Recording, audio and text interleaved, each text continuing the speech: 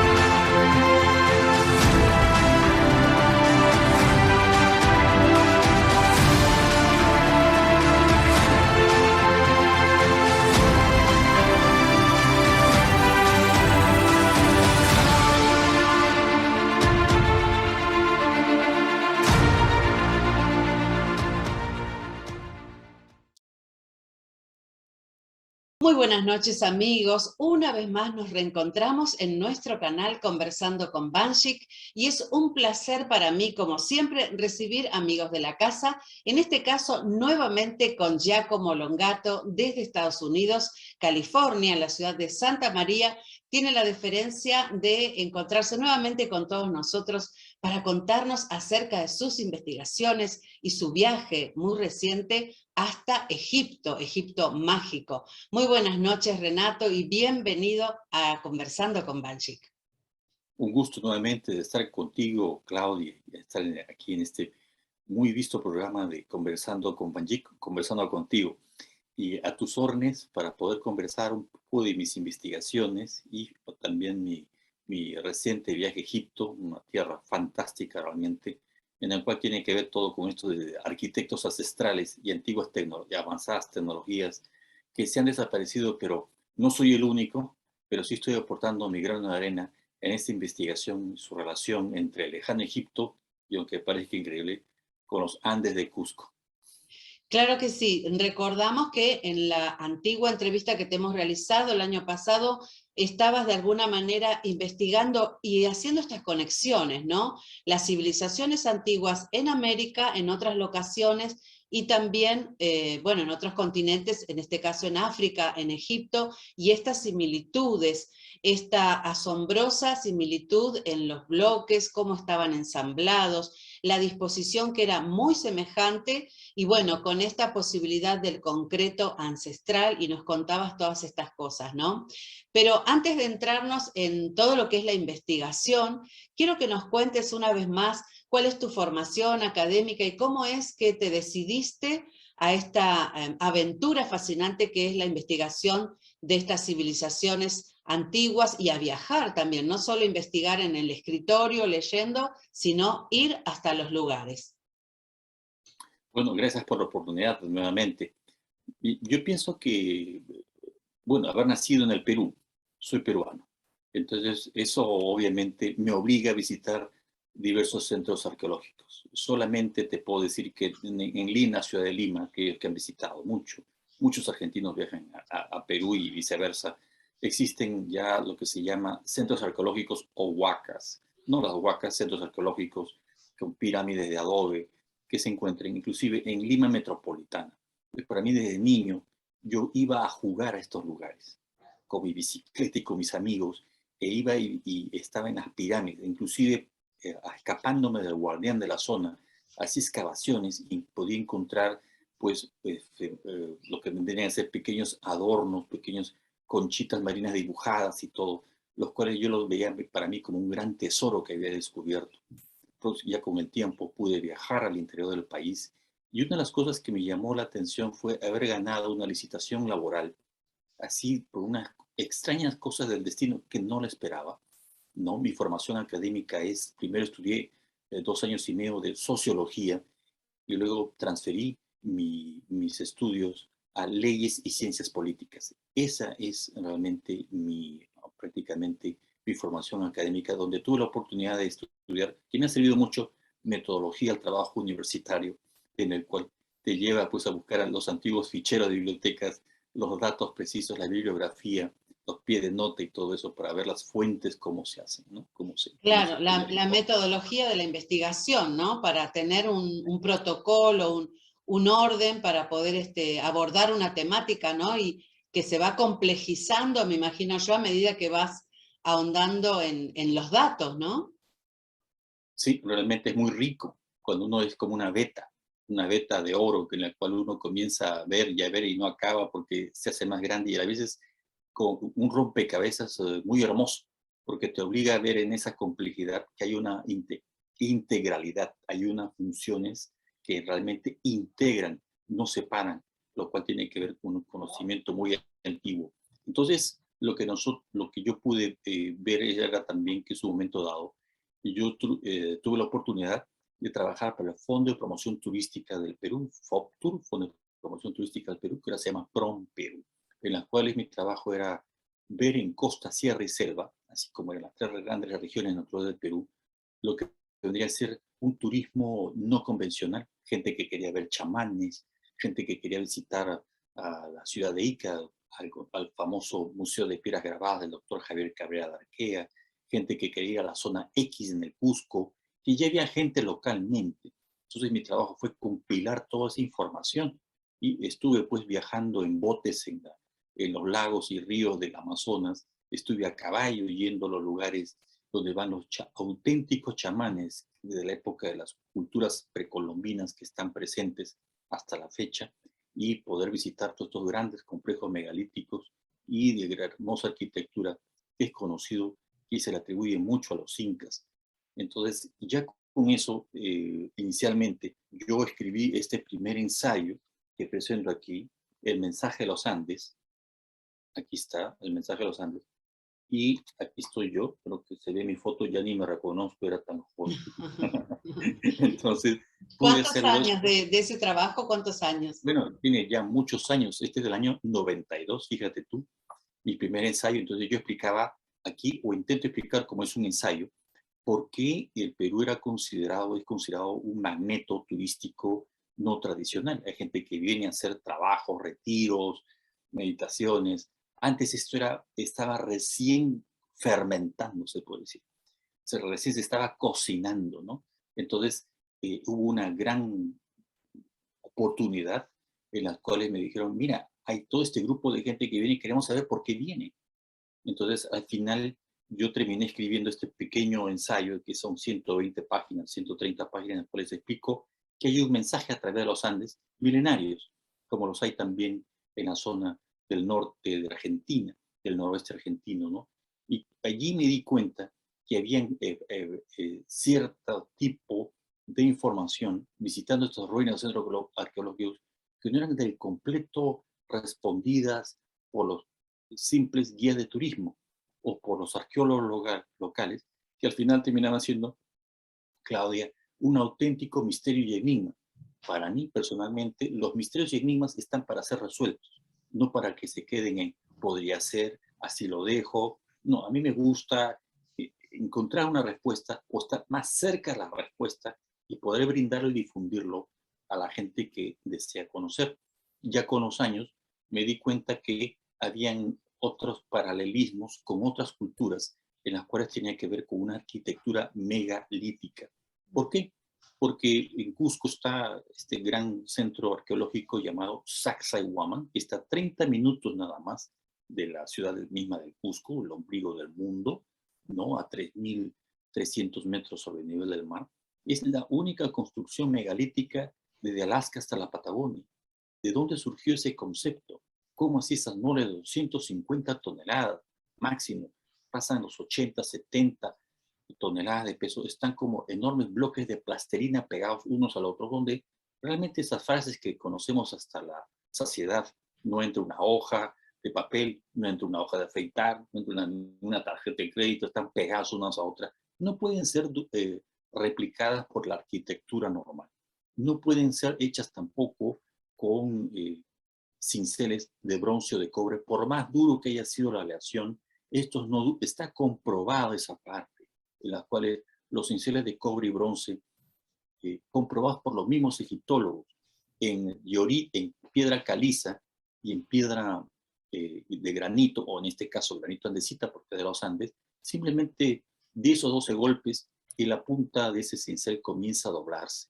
Requiere una enorme logística para hacer todo eso, remover toneladas de piedra, toneladas de tierra también, para poder erigir todo eso, y hacer, pues, como conocemos, un Machu Picchu, un Claro. Ollantaytambo, un Pisa, que requiere una ingeniería y la presencia de, y esto quizás me adelanto un poco, de tecnología avanzada, pero alta tecnología ancestral, que a la fecha no se puede comparar con las herramientas que se encuentran en los museos arqueológicos, ¿no?, del Perú y de otras partes del mundo. Claro, sí, sí, ese es el concepto que una y otra vez volvés a mencionar en cada entrevista que te he escuchado y en tu canal también de YouTube, ¿no es cierto? Hablando de la alta tecnología. Quiero volver a que repitas las características de las piedras, ¿no? Hablabas de la andesita y ¿cuáles otras? La caliza.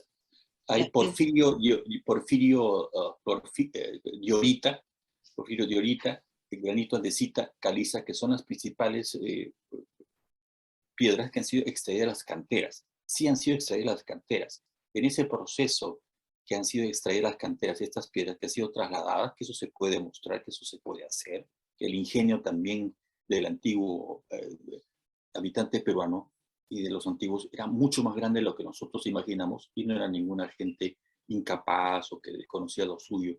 Conocían muy bien su mundo circundante, eran gente con una inteligencia, sabiduría muy desarrollada en su medio ambiente, a la altitud que vivían y con el tipo de inclemencias del tiempo que tenían que también soportar. Entonces, este tipo de piedras pueden ser cortados siempre y cuando sean muy pequeñas. Pero cuando es megalítico, estamos hablando de 50, 60, 70, 30, 40 toneladas, que están ubicados en los pies de las montañas, en las cuales los caminos que han sido llevados no corresponden al tamaño del peso de esas piedras ni a la colocación tan perfecta. Basta saber nada más que estos ángulos en las piedras que se encuentran son ángulos curvos, no son ángulos rectos, por eso resisten el movimiento sísmico telúrico que es muy común en mi país, especialmente también en los Andes. Entonces, solamente un rasguño, una resquebrajadura de esa esquina, una de esas moles no encajaba y todo el proyecto no servía. Entonces, cuando uno le pregunta al arqueólogo, te responde y dice, esto fue hecho con error y acierto, con unas líneas, unas hoguillas que a lo mejor tenían un tinte, lo marcaban sobre la piedra y solo se iban tallando, tenían todo el tiempo del mundo para hacerlo y los colocaban a la perfección tipo láser, por eso no entraba. Pues no son capaces de explicarlo por computadora, de mostrarte un guión o de decírtelo en un ensayo, en un libro o qué sé yo. Sí, eso es como ellos dicen, pero a la práctica, pues que lo hagan. Claro, Donde hay un muro que lo haga, que lo haga.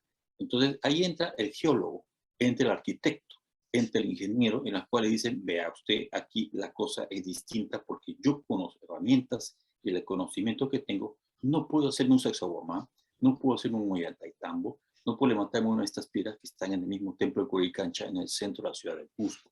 Entonces viene este rico debate en las cuales otras personas también se han preguntado lo mismo. Con el tiempo las personas han viajado a Egipto, han viajado a Cusco, han viajado a la Isla de Pascua, yo he estado en la Isla de Pascua, han viajado a otros lugares y dicen, aquí hay unas características que son muy parecidas, y si son muy parecidas, ¿de dónde fue la fuente?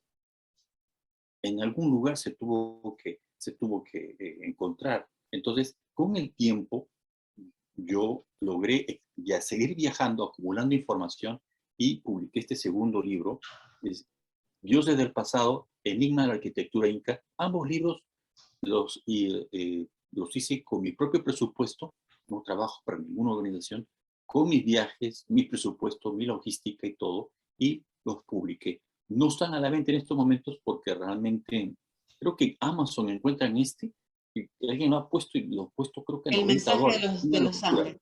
Es Ujú. una locura, lo ha puesto a $90, no sé quién es esta persona, pero en fin, eh, eh, ya lo hice yo en esta época, en la cual ya investigaba lo que existe dentro de la cultura o tradición oral andina, que hasta es posible que también exista en Jujuy o Mendoza, si no me equivoco, allí en Argentina, Claro que que sí. la tradición oral dice, se hacía no lo tomen al pie de la letra, que dice una planta que derretía la piedra, Ujú. derretía las rocas. Entonces, obviamente estamos hablando de un superácido, ¿no? Que puede derretir o Claro. prácticamente moldear la piedra, la superficie de la piedra. Y ahí viene otra técnica que se ha desaparecido, en las cuales pueden hacer estos cortes o estos trazos. Todos esos, con el tiempo, he ido tomando las fotografías. Ahí están las fotografías, ahí están los videos, yo muestro los lugares, e inclusive hay cortes milimétricos hechos con instrumentos no hallados. No lo digo yo, lo dice el gran arquitecto belga Jean-Pierre Poussin. Ese señor ha investigado tanto Tiahuanaco, Pumapunku, como también Ollantaytambo, uno de los lugares que se los recomiendo a todos porque van a encontrar ahí restos de rocas talladas en las cuales han sido sacadas de cuajo tipo rectangular y la pared está completamente lisa y pulida. Uno puede pasar la mano y este es como mármol.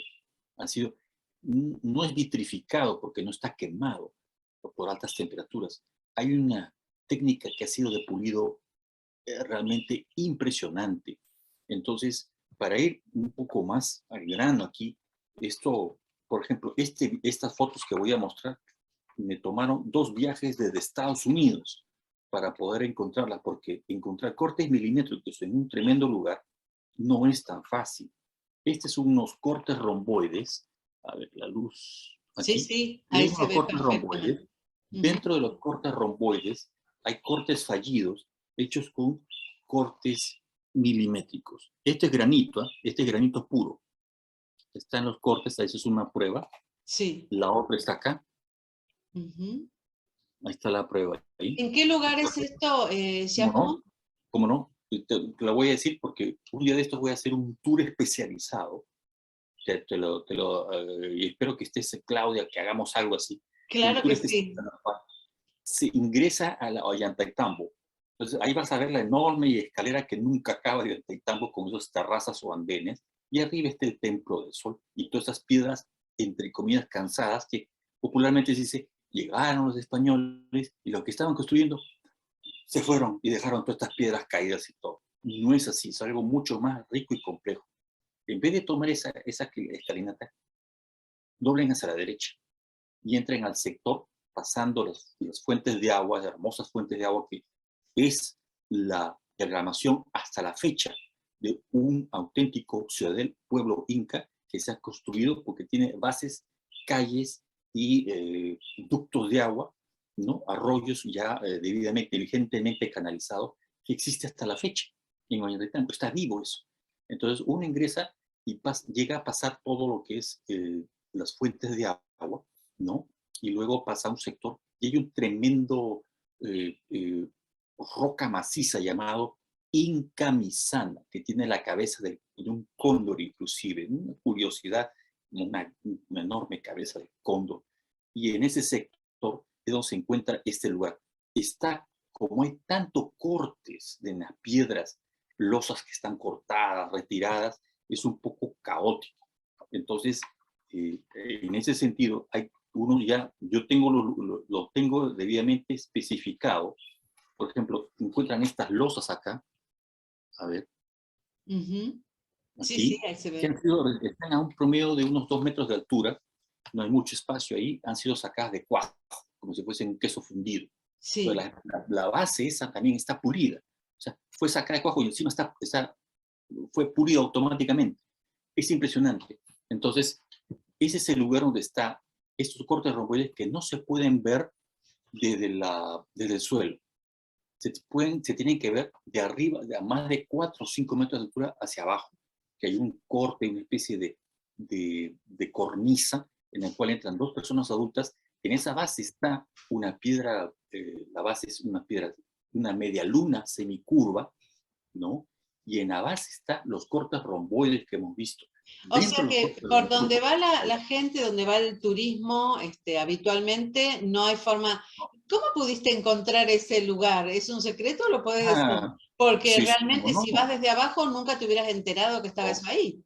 no, la verdad que no, he estado yo antes en Ollantaytambo y he pasado por ahí, pasas por nuestras narices prácticamente, es increíble. Entonces, como te digo, yo he estado 2 o 3 veces antes en Ollantaytambo, no sabía de eso. Luego, investigando, como tú dices, haciendo esta metodología de trabajo, de investigación, encontré ensayos de arquitectos e ingenieros que habían ubicado eso. Eso se conoce, lo conocen los arqueólogos locales, lo conocen esto, y recientemente, esta foto es del 2005, este libro salió, perdón, esta foto del libro salió publicado en el 2004, creo, si no me equivoco, perdón, un momento, perdón, porque Sí, es sí, decir, claro me que sí. confundo con la fecha, Muy interesantes estos datos.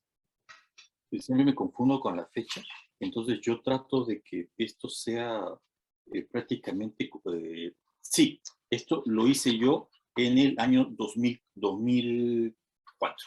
2004. Ya, entonces, pero me costó 2003 y 2004 hacer los 2 viajes de Estados Unidos, porque explicaban y decían, sacaban la foto y decían, en la zona de la Incanizana encuentran estos cortes milimétricos.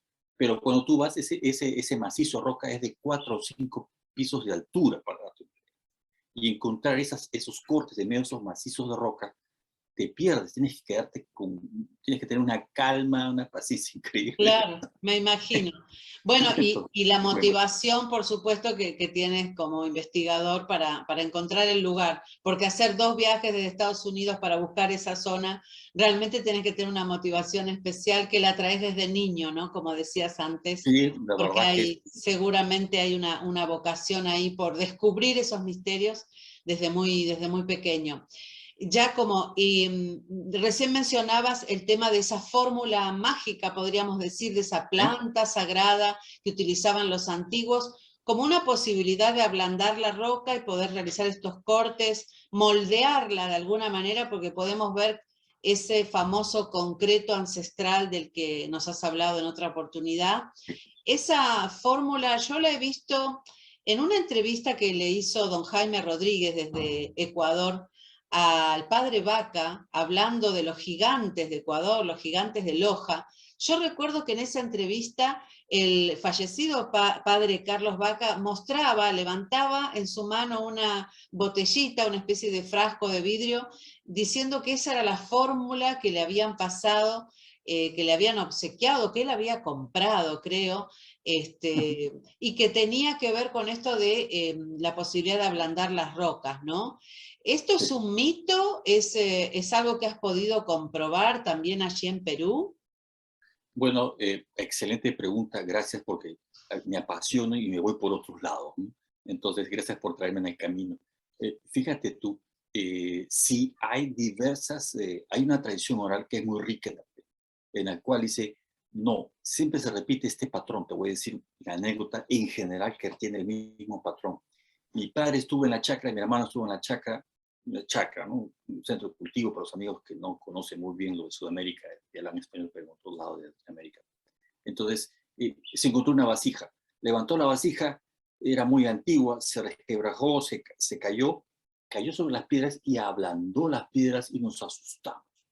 Entonces, siempre se repite eso. Entonces, ¿qué tipo de vasija puede contener un tipo de fórmula que no se deshace la vasija, pero sí puede derretir la piedra? Derretirla, Es la claro. contradicción, a menos que esté, como yo digo, con una cera en su interior que lo haga impermeable o algo así. Esa es mi hipótesis. Si te repites, entonces no existe porque simplemente ocurrió, sino que simplemente existe una serie de chamanes que han sido capaces de desarrollar esto, y así como existía tenía el padre Vaca, tenía esa fórmula, el padre Carlos Lira del Perú, ya de la época de los 60 y los 70, estaba investigando mucho con una planta llamada hocha, ¿no? Que está en la zona mente que es en andino.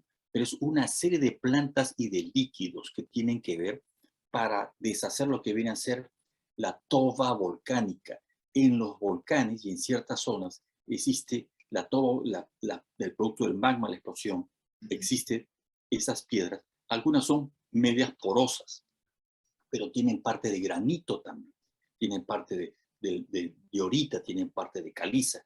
Eso se le agrega y logran deshacer y hacer como un concreto, una pasta. Entonces, quien lo entrevistó, este padre Carlos Lira, en su momento dado, muy reacio en hablar, fue el famoso, este investigador Jiménez del Oso, perdón. Ah, Jiménez bien, del Oso, que sí, lo logra investigar en el Cusco, y él dijo, sí están investigando, no le da muchas pruebas, por qué razón o motivo, se demuestra, por más que trata de cambiar la conversación, se le muestra muy reacio, pero el padre Lira fue el quien logró, se dice, deshacer la piedra, pero no la pudo volver a endurecer. Había otro procedimiento más. claro. Entonces, esto realmente es una gran sabiduría ancestral, es así, ahí sí va error y es cierto, solo tendría que haber hasta agua de maíz fermentada, tendría que haber tunas, más el fruto de la tuna, tendría que haber también ácidos orgánicos, sal y otros más con estas hierbas que hacían una mezcla y podían deshacer. Y un tipo de herramienta que podría haber sido como un tipo punzo cortante, prácticamente como el espatulado, como el de un desarmador, para hacer esos cortes. Ahora, los cortes milimétricos hechos allí que te he mostrado, imagínate tú la velocidad que se le fue el corte y lo cortó la piedra. Pero Claro. tiene que ser una herramienta que tiene que ser tan dura que la fricción no se llega a deshacer. Posiblemente digamos que sí ha sido hierro producto de la caída de un meteorito. ¿Te das cuenta? Producto de la caída de un meteorito, y que fue una especie digamos, ¿cómo se puede decir? Herramienta sagrada, y cuando Claro. terminaba, o muy especial, la devolvías al maestro arquitecto al que lo utilizaba y lo guardaban porque era muy escaso, muy especial, y quién sabe cómo así había sido ya confeccionada.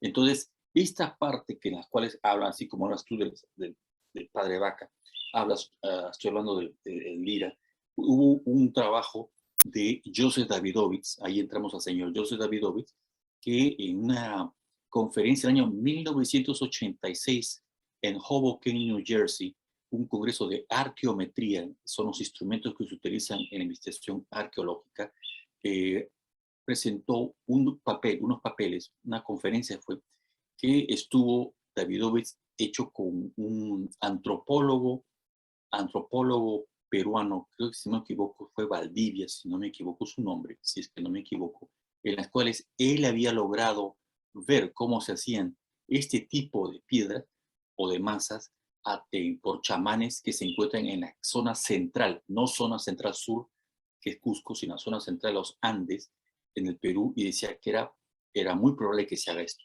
Entonces, Davidovich tomó muy en serio esto, y el problema en las culturas andinas es que no existe la escritura, Claudia. Claro. No hay un documento, no hay un tipo de información así. Entonces, lo que sucede es de que por eso se puede entender como una pasta o algo que hace un concreto que logra deshacer la superficie o ser, y esto voy a ahondar un poco más porque una cosa es hablarlo y otra cosa es que haya información más específica sobre que la hay. Entonces, logra expandir esta masa, así como hay una resquebrajadura, una rajadura en el suelo, y le echas una bolsa de cemento, lo mezclas bien, lo echas, se esparce como una plastilina, se enfría y cubre la rajadura, porque es prácticamente lo mismo. Entonces, al cubrir esto, las piedras están completamente pegadas. Es lo mismo que tú encuentras en el templo del Coricancha, en Ollantaytambo, por decir esto, con Egipto, estos lugares. Ahora, Claro. Joseph Davidovich pasa unas buenas temporadas, es geólogo, es un hombre que ha ganado eh, eh, eh, la Orden del Caballero, ¿no? De Humanidades, Letras y Ciencia, de parte del gobierno francés galardonado. Es un científico, ha patentado este antiguo geopolimero, ahora es una versión más moderna, y él dice que la información que él obtuvo, lo obtuvo de una serie de investigaciones que realizó en Egipto, llegando a decir que la parte exterior, las piedras exteriores de caliza y granito también que existen en unas partes de la pirámide de Keops, por decirlo así, son un concreto armado. Por eso se pudo hacer en tan poco tiempo, con un vertido de una manera muy artesanal. Y lo tiene publicado, Joseph es francés, lo tiene publicado en sus canales de YouTube. Es más, por eso pude escribirle en el año 2005 a Joseph Davidovich. En esas fechas yo le escribí y le dije, usted ha escrito con el antropólogo Aliaga, ya me acordé, de apellido Aliaga, peruano, que estaba haciendo un trabajo de másters en Francia. Presentó este trabajo en el Congreso de Arqueometría en Hoboken, New Jersey. Entonces le escribí pidiéndole una información, me respondió, mas nunca pude hacer más seguimiento con él, pero yo estaba detrás de sus investigaciones por años, he estado yo suscrito por años. Entonces llega el momento en que yo pienso, ¿no? Me digo, Claudia, mira, si él ha investigado lo megalítico y ha llegado a esta conclusión, ya ha patentado contra viento y marea, ha participado en documentales donde fue retirado, censurada su presencia. Estaba Mark Leonard, el gran egiptólogo de la Universidad de Chicago, ¿no? de Estados Unidos, invitado a hacer demostraciones con herramientas que no existen en la vida real, sino lo hicieron para la televisión, y que él me dice, no, inclusive utilizaron martillo y combas y todo para que acabe rápido para el programa. Cuando él presentó el suyo, al momento de salir hacer la presentación, la premiere de este TV show, no lo mostraron a él, porque prácticamente destruye muchos mitos. Claro. Y ese es el problema, esa creencia, ¿no? De que no, esto es solamente así o así, que solamente los incas hicieron todo. Tampoco es así. Entonces, aquí Joseph Davidovich logra patentarlo, logra hacerlo. Yo dije, tarde o temprano voy a tener que venir a los Andes. Es cuestión de tiempo. Entonces, el Instituto Geopolymer de Francia, que él es director, envió a su hijo Ralph Davidovich. Joseph Davidovich debe tener 84, 85 años. Y con un geólogo peruano llamado Luis Woman, logran investigar las míticas, icónicas piedras H, tipo H, ¿no? Que se ve como una H, que están en Pumapunku, la hermana República de Bolivia, allí, en Tiahuanaco, detrás de Tiahuanaco se podría decir, cerca de Tiahuanaco, las hermosas estructuras de Tiahuanaco. Y, para hacerlo más breve, hacen un raspado con permiso oficial, con todo. Yo tengo el informe que ha sido enviado a una arqueóloga del Instituto Nacional de Cultura de Bolivia, en la cual ellos llevan un microscopio SEM, que es un Scanner Electronic Microscope, que tiene rayos X incluidos, es lo último en tecnología. Hacen un raspado con el permiso de un lugar que ya habían hecho raspado o sacado una pieza en los años finales de los 70, unos arqueólogos bolivianos. El mismo lugar, ellos hacen su raspado, pero encuentran restos orgánicos en la piedra, lo cual muestra que no es una piedra, sino es un concreto, que tiene una mezcla que esto no se da en la geología. Entonces, yo he sido el único a la fecha, y puedo decirlo quizás pecando de orgullo, Claudia, que he entrevistado a Joseph Davidovich, 1 hora 10 minutos. Previa a esa entrevista, me costó 2 conversaciones vía Zoom en privado, en lo que hizo ser grabado, ¿no? Preguntando una serie de cosas. Entonces, él allí saca una copia y me dice, yo tengo tu correo del año 2005 que nunca te contesté. Wow. Esas cosas del destino. Y digo, caramba, él tenía guardado eso. Entonces, esas cosas del destino, entonces lo logro entrevistar y él explica claramente. Lo que pasa es que son un poco más técnicos. Entonces, claramente su proceso, su investigación, los datos, quienes lo apoyan, todo. Claro, toda la fundamentación de toda su investigación, ¿no? Porque es Sí, una investigación científica, ¿no? Que se basa en evidencia. Esta entrevista la podemos encontrar en tu canal, Giacomo. Sí, está en mi canal de YouTube, como entrevista a Joseph Davidovich, súper concreto andino se llama, ¿no? Y te ves, la otra es Pumapunku, Misterio Resuelto, entrevista a Luis Guamán, que entrevistó a este geólogo peruano que está en ese momento, hace 2 años, estaba becado, tenía 3 becas en Europa y estaba en ese momento en Suecia, hizo contacto conmigo, o yo hice contacto con él, a través de Joseph Davidovich, que me dio su correo privado y todo para que lo entreviste. Y él me dice, al principio yo pensé que este señor estaba equivocado, está en la entrevista. Dice, yo pensé que esto no puede ser. Pero cuando yo estuve y vi en el microscopio los resultados de que hay restos orgánicos que no puede haber, porque la lava o la explosión cuando surge del magma y todo eso destruye cualquier cosa porque son unas temperaturas altísimas. Entonces, eso se dio. Ahora, un dato más para agregar a esto, lo que dice la cereza al pastel, es que en el año 2012 un grupo de geólogos rusos, con el permiso del Instituto Nacional de Cultura de Cusco, comienzan a hacer unos escaneos para ver si existe unas estructuras subterráneas debajo de la fortaleza o el centro observatorio de la fortaleza alemán, popularmente de Sacsayhuaman, significa halcón satisfecho. Querían saber eso. Entonces, al momento de hacer el trabajo, se encuentran que las antenas de los celulares, de las transmisiones celulares alrededor de las montañas, no interferían mucho con este equipo sofisticado, pero comienzan a darse cuenta que de allí entran también, sí hay, yo lo puedo decir, hay arqueólogos, estudiosos en el mismo Cusco, que saben esto, que también se están preguntando, pero no hay una respuesta completa porque no se ha hecho así algo mucho más detallado, sostenido y todo eso, sin desmerecer a los incas o quienes hayan sido ante los incas. Entonces, me refiero a los constructores, esos arquitectos ancestrales y desconocidos.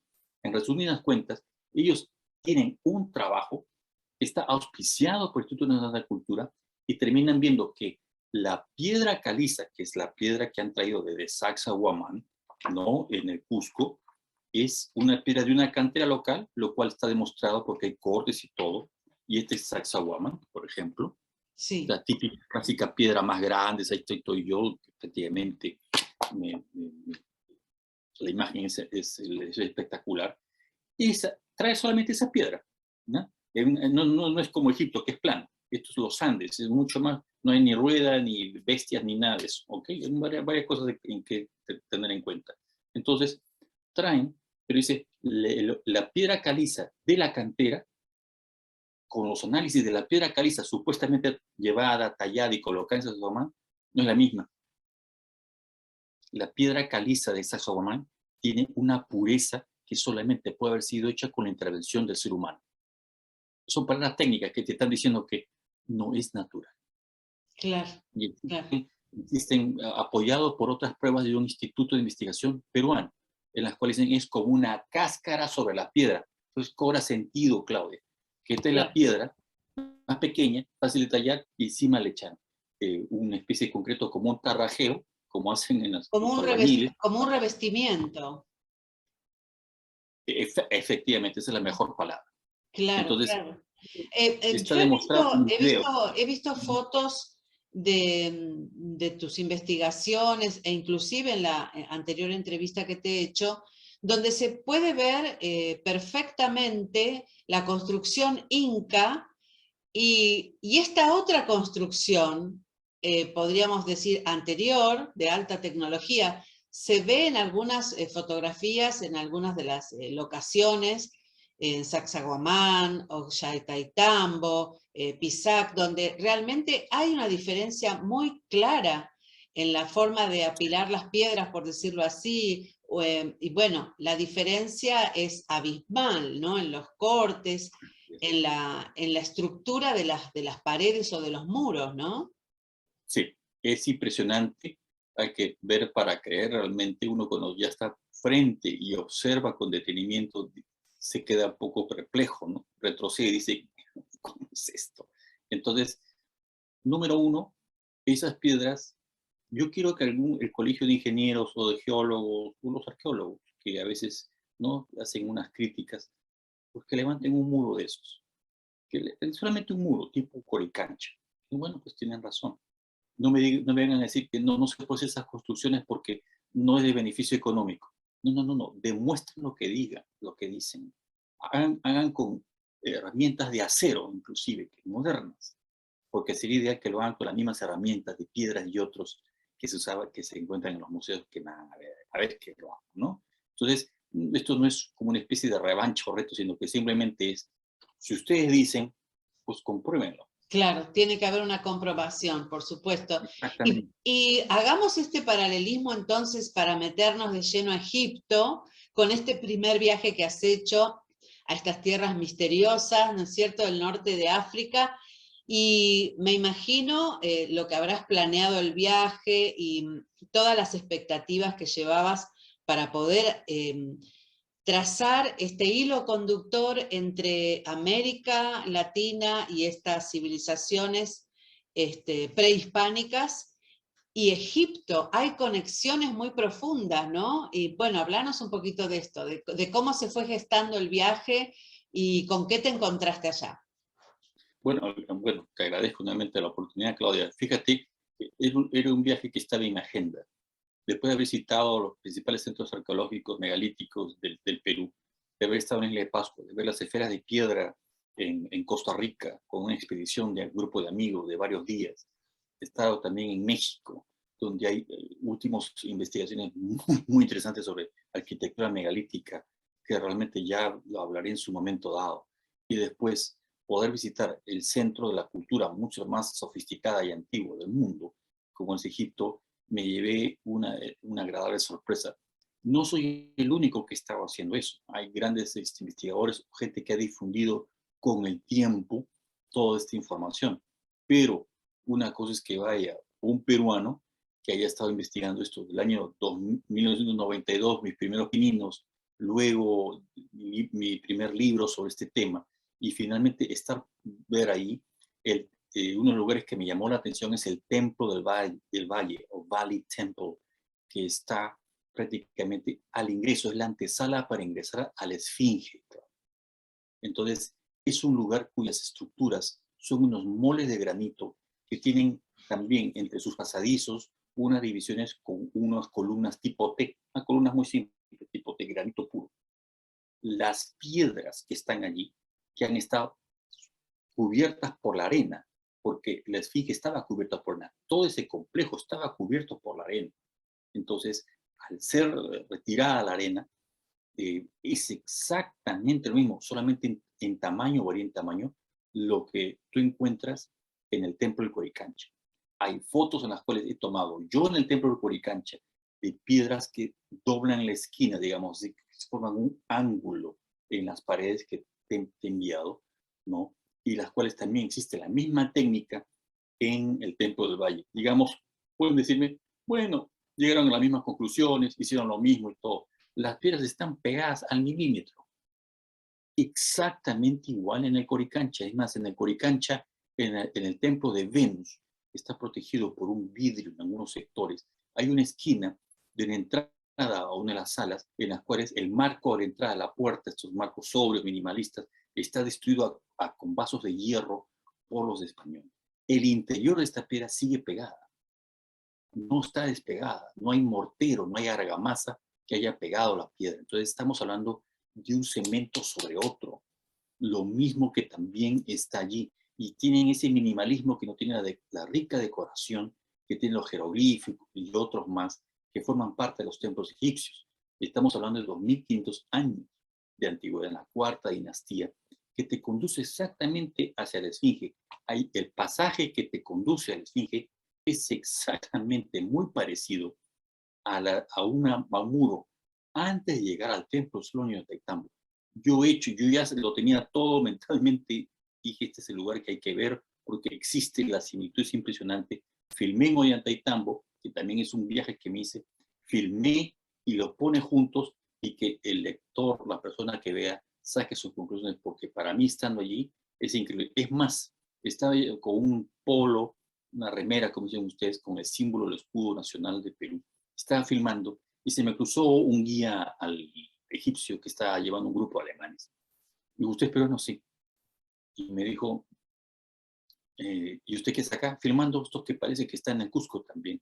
Se sonrió y me dijo, mire, ya abreviando la historia, en algún momento dado, no saben, ellos no saben, en algún momento dado, ha tenido que haber una transmisión que sea marítima de ese lugar. Los botes más comunes que tienen para en el río Nilo son unos botes de carrizo que tienen, ¿no?, que es el famoso papiro. Es muy parecido los botes también en su confección a los que están en la costa norte, en Chiclayo, en el Perú, en Eten, en todas esas zonas, las playas, como está en el lago Titicaca, que forma parte de la frontera natural entre Perú y Bolivia, está allí. Y los mismos botes, más pequeños, como flotadores, que se llama Poré, un carrizo llamado Poré, que está en la isla de Pascua. Yo he estado en la isla de Pascua, he visto el famoso muro Inca o muro Ajubinapú también allí, que solamente queda pues en el misterio de ciudad. Qué casualidad que hicieron eso a más de 3.000 metros, de 1.000 kilómetros de distancia de las costas sudamericanas, desde Cusco, digamos así. Entonces, al ver todo eso, es inevitable no poder compararlo, Claudia, de que ha habido una fuente en algún momento dado, que hubo una migración limitada, una transferencia de conocimiento, y no solamente de conocimiento, sino de tecnología, que permitieron poder construir estas grandes moles de megalitos. Es más, el interior, lo que viene a ser la cámara del rey en la pirámide de Keops, es prácticamente lo mismo. Si yo paso dos videos, tanto del Coricancha como del, por tenerlo así, porque el Coricancha estuvo protegido por el convento de Santo Domingo, construyeron encima, entonces está protegido la erosión, está protegido los vientos y todo durante siglos, hasta el terremoto que fue en mayo de 1950, que lo tuvieron que presentar al público porque está cubierto por un yeso colonial, entonces que estuvo protegido también de una forma u otra. Los pones solamente varían en tamaño, es la misma técnica. Entonces, en mis videos yo digo, espero que vengan algún día geólogos y arquitectos peruanos y que den alguna impresión sobre esto. Den Claro, una impresión claro que sobre sí. esto. Sí, sí. Bueno, vos sabés que yo soy seguidora y admiradora del trabajo de la doctora Ruth Rodríguez Sotomayor, y ella sostiene durante más de 50 años las migraciones desde Preamérica hacia otros lugares del planeta, ¿no? Y esta profunda conexión que ella establece entre Ecuador, Perú, toda esta zona de los Andes, y Egipto, entre otras, ¿no? Porque luego hace conexiones en las diferentes migraciones hacia India, hacia Europa y demás. Y recuerdo que ella comentaba el tema de las embarcaciones, la similitud, ¿no es cierto?, en la hechura, en la confección de estas barcazas, y hablaba de los grandes navegantes, de que eran navegantes de altura, que tenían mapas estelares con los cuales podían de alguna manera orientarse para cruzar las grandes aguas e ir llevando toda esta información y conocimiento a otros lugares, ¿no? Ella sostiene que desde Preamérica hacia Egipto, ¿por qué no? ¿Vos opinás lo mismo o cuál sería tu conclusión? ¿Por qué hay coincidencia en la arquitectura en Perú y en Egipto?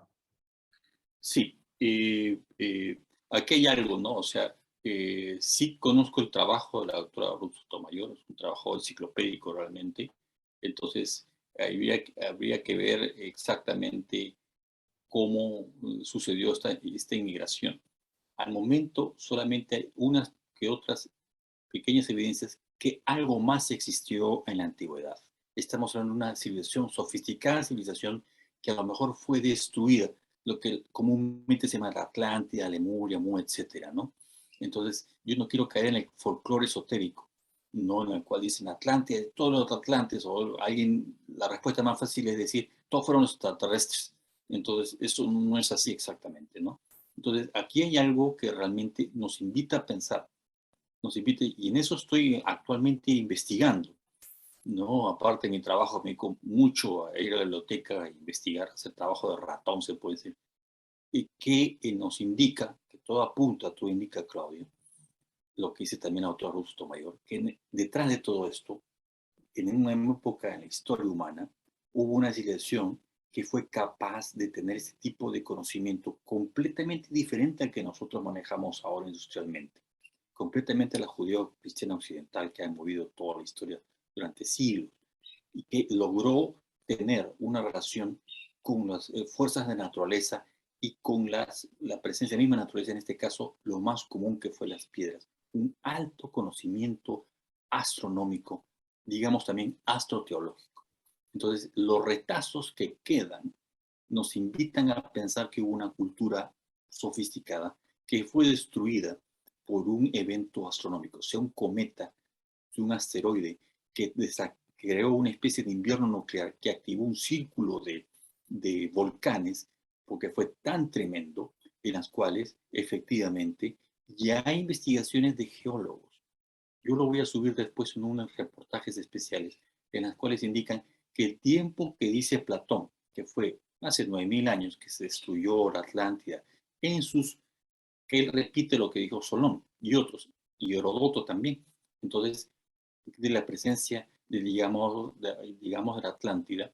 Entonces, esto demuestra, nos diría que esta civilización desapareció catastróficamente, borrada el mapa, traumatizó a los sobrevivientes, un grupo humano determinado emigró o ya habían emigrado porque era pues un imperio en ese momento a determinados lugares del planeta Tierra y habían traído consigo y orgánicamente adaptaron ese conocimiento a la naturaleza que pertenecía a la región donde lograron asentarse. Y estas personas obviamente tenían un tipo de raza inclusive diferente al africano del norte, diferente al andino, que todavía también quedan en leyendas que hay en el Perú, ¿no? Porque por algo se le decía los huiracochas a los conquistadores, que eran seres barbados, que tenían otros rasgos físicos muy diferentes al nativo americano. Entonces, eso inclusive también se habla en las ruinas que existen del templo de Huiracocha, en el mismo Cusco, en las cuales los cronistas que no se conocían entre ellos, que habían ido después de 30 o 40 años de la conquista, habían llegado, en las cuales dicen, no, encontramos un ídolo que tenía una barba y tenía una especie de animal, que ese era Huiracocha. Ese animal pudo haber sido un animal de un lugar, una región del planeta que simplemente wipe out, como se dice en inglés, fue desaparecido, fue como una mascota, y que la figura de Huiracocha se parecía al santo fulano de tal, con barba. Algo que están describiendo que era realmente cosa de invención por parte de los antiguos culturas andinas. Fue esto una historia que la crearon para introducir el cristianismo y el catolicismo, vinieron con esa agenda ya de sí. No, también era gente pensante, los cronistas, y también estas informaciones de los huiracoches se repite también con el dios Lono en Hawái, con Quetzalcóatl también, y con otros dioses que justamente todos vienen de la parte del Océano Pacífico, donde se supone que hubo una masa de tierra que era más grande, que ahora es la Polinesia, Polinesia del Norte, Polinesia del Sur, Micronesia, Macronesia, que fue parte de este enorme impacto. Entonces, hay investigaciones que nos muestran que recientemente se ha descubierto que hace 1100 años, curiosa esta fecha, en el Pacífico Sur, en Chile, fue víctima de unos tremendos tsunamis que se ha descubierto los efectos de este tsunami recientemente a través de estudios geológicos que son de años y que esto pudo haber realmente afectado y destruido otras culturas del área. Entonces estamos viendo que realmente nuestro pasado es mucho más rico y que hubo, porque, ¿cómo lo podría decir, Claudia? Es algo muy interesante. Hubo una fuente primigenia de conocimiento que se basó en un conocimiento integrado entre el cielo y la tierra, me refiero entre las constelaciones y determinados centros alrededor del mundo. Esta gente que era minimalista, esta gente que no decoraba sus muros, sino hacían sólidos, los hacían perfectos. Había hasta algunos investigadores y arquitectos dicen, una especie de fiebre de la perfección, como realmente para poder dejar perfecto hasta en la esquina de una pequeña piedra para que quede como una firma de estos desconocidos arquitectos y que quizás esta fórmula fue pasada a otras generaciones posteriormente y cada uno aplicó también la fórmula, pero bajo su criterio y creatividad. Porque es muy diferente Sacsayhuamán a Coricancha, Coricancha a Ollantaytambo, a Pumapunku. Los mismos investigadores dicen los trabajos de arquitectura de Tiahuanaco y de Pumapunku son únicos en el mundo. No hay forma de buscar un antecedente en ninguna otra cultura andina. La construcción de Sacsayhuamán es única, no hay ningún antecedente y no hay en ninguna parte del continente americano unos muros ciclópeos de esa manera. Entonces, los únicos lugares donde encuentras estos muros ciclópeos, estas piedras tan juntas, estos tremendos tallados de piedras megalíticos, es en Egipto, principalmente en Egipto. Entonces comienza a adquirir coherencia, que detrás de las leyendas, detrás de estas tradiciones orales que se han ido convirtiendo con leyendas, quizás con la mezcla de la religión y del conocimiento de la época, fueron dejadas de lado, está resurgiendo una realidad que forma parte de nuestra historia universal, que tuvo que ver con una humanidad desaparecida, Claudia.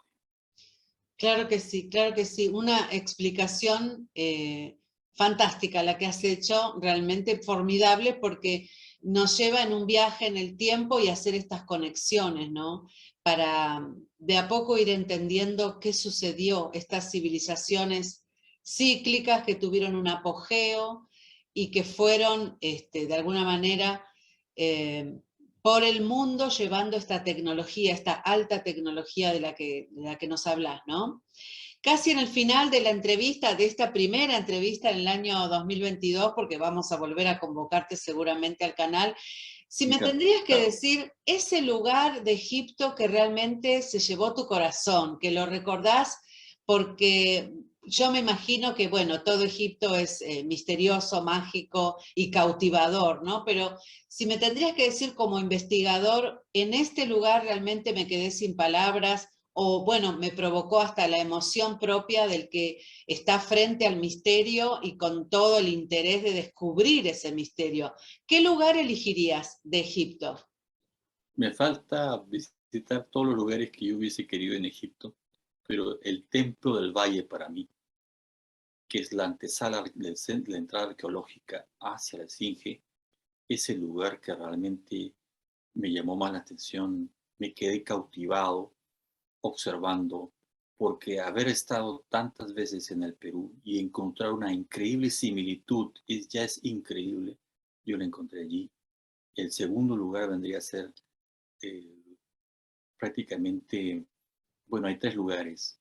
La cámara del rey en la pirámide de Keops. Y el último también vendría a ser la pirámide de Kefren. Todo el ingreso de unos 30 metros, de una túnel de 30 metros, de 1,82 m, 84 de altura, son hechas por bloques perfectamente. Es como, yo me sentía familiar, es un lugar muy familiar para mí. El lugar, yo estaba como antes allí, en el sentido, no me quieran entender que estoy hablando de reencarnación o esas cosas, sino esas piedras me eran tan familiares que realmente más grandes en tamaño, pero la técnica no varía. El templo, me quedo como el primer lugar con el templo del Valle, Claudio. Ese lugar me fascina. Fantástico. Sí, sí, estamos compartiendo en este momento las fotos y realmente son lugares, bueno, para gente como vos que se especializa en estas investigaciones, me imagino que provoca un segundo, tercer, cuarto viaje, ¿no es cierto? Me imagino que estás planeando regresar a Egipto para continuar con este trabajo. Definitivamente voy a ir a Egipto, ya tengo los lugares donde que tengo que ir y poder reforzar. Mi trabajo es difundir todo esto, que la gente obtenga sus conclusiones, que promueva la investigación y por algo muy importante. Se está hablando de una especie de planta que derretía las piedras. Esa es una herencia cultural, un legado remoto que pertenece a los Andes, que pertenece al Perú, actualmente lo que es el Perú, ¿no? Y que se puede hacer mucho en su utilización para crear nuevas estructuras con tecnología moderna que ayuden al pueblo, solamente del Perú, sino también del mundo, porque esto hay que rescatarlo. Estamos viviendo un grande momento de cambio a nivel de la ecología, del medio ambiente, con el cambio climático, y son este tipo de fórmulas ancestrales, fáciles de reproducir, fáciles de hacer, quitarnos el paradigma antiguo que esto no es solamente una leyenda, sino que es real y que se puede utilizar. Por eso en un momento dado, y lo vuelvo a repetir lo que he dicho en otros momentos, yo pedí una cita con el ministro de Cultura de Perú. Lástima que la cita me la dieron cuando yo ya me encontraba en Estados Unidos. y posteriormente el ministro, por otras razones, fue retirado de su cargo. Pero ese fue mi intento porque lo que estoy diciendo es serio. No está basado en encontrar leyendas ni tesoros. Los tesoros siempre han estado frente a nosotros y son la sabiduría ancestral que se puede utilizar Claro. modernamente para el beneficio del bien común de todos nosotros, Claudia. Claro que sí, estas técnicas antiguas de construcción, sería fantástico tener acceso, ¿no es cierto?, el pueblo, como decís vos, en estos nuevos tiempos planetarios. Ahora sí me cierra por qué al señor Davidovich, al doctor Davidovich, se lo censuró tanto, porque tal Sí, vez esta información no convenía a algunos grupos de poder, ¿no? Caemos siempre en lo mismo. Y posiblemente haya sido por eso censurado, ¿no? Esperemos que en tu caso no ocurra lo mismo y esperamos un nuevo libro porque seguramente vendrá un nuevo trabajo literario con estas últimas investigaciones, ¿no? De Egipto. definitivamente estoy reuniendo mucho más datos y datos inéditos que tienen que ver inclusive con la región europea, ¿no? De Europa, en las cuales me ha costado poder encontrarlas, pero las cosas, cuando uno las busca, Claudia, tú sabes eso mejor que yo, cuando uno busca, el que busca encuentra, le llegan los datos, alguien lo llama, te muestran, inclusive estando en Egipto, me mostraron cosas que realmente me convencen un poco más a mí, como Giacomo Longato. Y yo no busco convencer a nadie, simplemente busco que la gente vea que esto es parte de una hermosa y antigua realidad que está clamando a voces, ¿no? Ser reconocida y ser difundida, porque realmente es parte de nuestra historia. Nuestra historia no es como nos las han contado porque ha habido una serie de cosas que han hecho que nuestra historia sea mutilada por creencias, por intereses, etcétera. No, en algunos casos conspiraciones y en otros casos simplemente presunción muy errónea y orgullo de alguien que pensaba que tenía la última palabra y que realmente no fue así, porque todo cambia, todo se renueva, todo evoluciona y creo que estamos en ese camino, Claudia. Claro que sí, y la verdad siempre se revela, de alguna manera encuentra el camino para ser revelada y para darse a conocer. ¿Dónde te puede encontrar la gente? Recordanos tu canal, las redes sociales, para que puedan acceder a todo tu trabajo y a estos viajes increíbles que estás haciendo. Sí, me encuentran como Giacomo Longato en mi canal de YouTube. Ahí están todos los viajes que he hecho.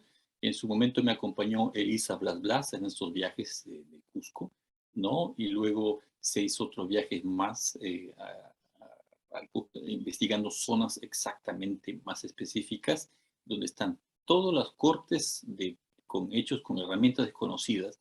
Allí están ubicados los lugares, hasta explico los lugares con detenimiento y también mis últimos videos sobre Egipto.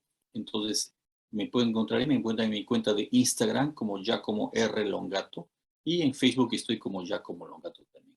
Entonces, me pueden encontrar y pueden visitarme, suscríbanse a mi canal, apoyen este trabajo que realmente Claro que es un sí. trabajo independiente de años y que con mucho cariño, mucho amor, realmente los difundo con mi tiempo libre y mi propio trabajo, mi propio presupuesto para todos ustedes. Muy bien, Giacomo. Por supuesto, todos estos datos van a estar en la descripción de este programa para que nuestros amigos del canal Conversando con Banshik se unan también al tuyo, se suscriban y sigamos en este sendero maravilloso, apasionante, que tiene que ver con los secretos de las antiguas civilizaciones y toda esa sabiduría, como bien decías vos, que hemos heredado y que hemos olvidado a través de tu trabajo y de tantas otras personas. Podemos llegar hoy en nuestra humanidad a darle esa utilidad, ¿no? Que los antiguos nos legaron, a poder utilizarla, a darla a conocer. Esas fórmulas de las que hablabas para derretir la piedra, estas construcciones que estén más en comunión con la naturaleza, ¿no? Estamos tan Correcto. alejados en estos tiempos de eso y habría que volver a esas fuentes, a esas raíces. A pesar de estar dentro del sistema, dentro de Matrix, tenemos personas como Giacomo, Renato Longato, que levantan la bandera de estas grandes verdades y que bueno, sos un valiente, ¿por qué no? Porque en contra del sistema, del establishment científico, de los dogmas académicos que los existen, y vaya si están allí todavía, estás proponiendo esta otra mirada de la historia, ¿no? Te felicitamos, te felicito personalmente por tu entusiasmo, por tu coherencia en el trabajo, el compromiso de llevar a la gente esta información, no solo como un investigador de escritorio, sino, como decía antes, yendo a los lugares. Para aquellos que por ahí no tienen posibilidad de viajar, un canal de YouTube donde uno puede ver esos paisajes, esas locaciones, esos caminos que hace el investigador, es realmente un servicio y es algo hermoso, ¿no? que le podemos dar a nuestros seguidores. Así que te felicito por el canal, siempre tan completo siempre con alguna sorpresita por allí en cada uno de los programas. Y bueno, te esperamos próximamente por Conversando con Banshik. Giacomo, un abrazo a la distancia desde California, allí en Estados Unidos. Gracias por haberme concedido esta entrevista. Gracias, Claudia. Gracias a todos, amigos de Conversando con Banshik. Es un gusto que tengas tú el tiempo también para dedicarme a hacer esta entrevista. Y ese es en el fondo es eso, ese rescate del legado cultural que nos puede servir para enfrentar todos los grandes problemas que tenemos en este momento. En el fondo también ese es el trabajo que me impulsa detrás de todo esto. No me dedico solamente a difundir por difundir. Hay un propósito, y el propósito es que se conozca y que sea reconocido y que se pueda utilizar. Dios mediante, no por mí, sino por otras personas que puedan hacer esto material, que se pueda crear algo nuevo.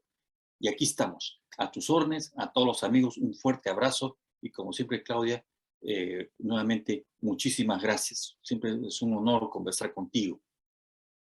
Muchísimas gracias, Giacomo. El honor es todo mío. Y bueno, el propósito, amigos, esa palabra que utiliza Giacomo, ahí la transmito para todos y que nos quede resonando, ¿no? Vivimos en un mundo alocado donde a veces no encontramos el sentido de nuestra vida, ¿no? El propósito. Me quedo con esto para que cada uno vaya pensando cuál es tu propósito. El propósito de Conversando con Banshik es llevarte esta información para que luego puedas discernir y tomar el camino del alma, el camino de tu corazón. Les deseamos una hermosa vida y será hasta el próximo Conversando con Banshik.